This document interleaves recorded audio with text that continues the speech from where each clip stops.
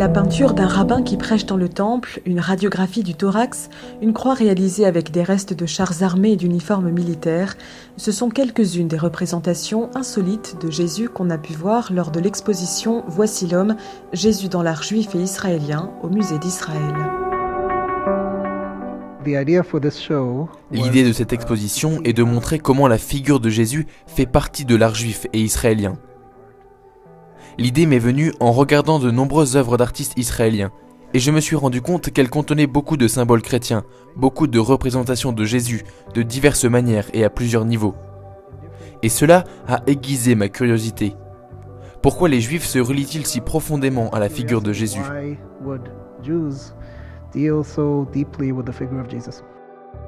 Pour cette exposition, plus de 100 œuvres ont été sélectionnées, réalisées par une quarantaine d'artistes différents selon diverses expressions artistiques, peinture, sculpture, photographie et vidéo. Différentes modalités pour approfondir le lien entre la figure de Jésus et le monde judéo-israélien, un lien souvent silencieux ou problématique, mais encore actuel.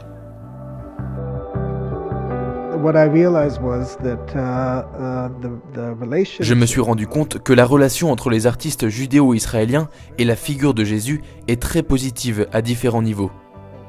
Bien qu'ils ne croient pas à sa divinité ou ne le considèrent pas comme le Messie, les artistes croient et se confrontent à sa nature humaine, morale et à son rayonnement universel.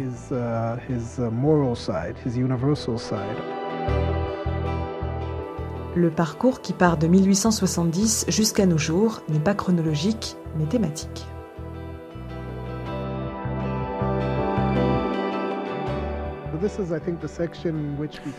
C'est la section où nous parlons de l'art juif qui n'est pas lié directement à l'État d'Israël, mais au rapport entre christianisme et judaïsme, et comment Jésus peut devenir un pont entre deux peuples et un symbole de la souffrance des Juifs.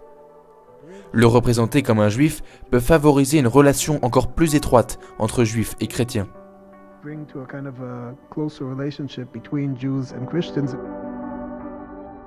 Le parcours continue avec une zone réservée aux artistes sionistes arrivés en Terre Sainte au début du XXe siècle pour ensuite approfondir la figure de Jésus d'une perspective strictement personnelle. Cette œuvre est réalisée par Moti Mizrahi, un artiste handicapé. Il a parcouru à pied toute la Via Dolorosa avec ses béquilles et une photo de lui collée dans le dos. Il s'agit d'une œuvre très personnelle, une œuvre qui parle de la souffrance de la personne qui fait sien le chemin de Jésus.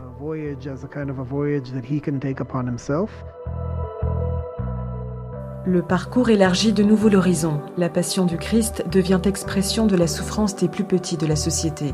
Et c'est ainsi qu'on a représenté une croix avec les restes d'un village bédouin détruit, ou que l'on expose la photo montrant la douleur d'une mère.